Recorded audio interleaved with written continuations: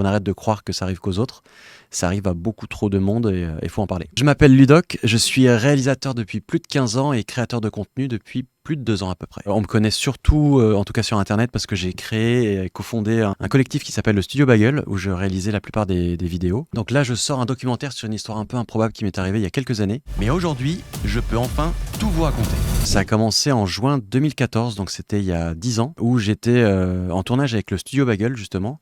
Et à cette époque, en fait, nos noms Skype et les noms Facebook étaient partagés sur des forums où les gens essayaient de nous contacter. Et du coup, souvent, j'avais des discussions comme ça un peu improbables sur Facebook ou sur Skype.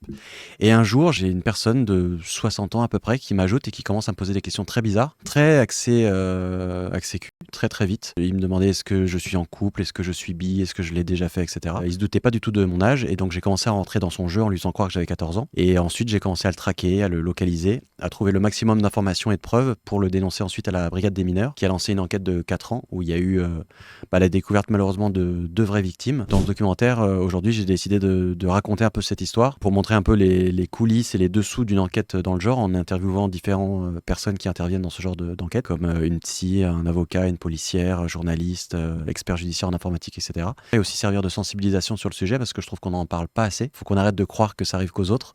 Ça arrive à beaucoup trop de monde et il faut en parler. En fait, moi, ce qui m'a marqué, c'est vraiment de me dire la facilité avec laquelle le gars t'ajoute, essaie de rentrer dans ta tête, de t'isoler des parents. Sur le moment, moi, j'avais 25-26 ans quand je parlais avec ce gars.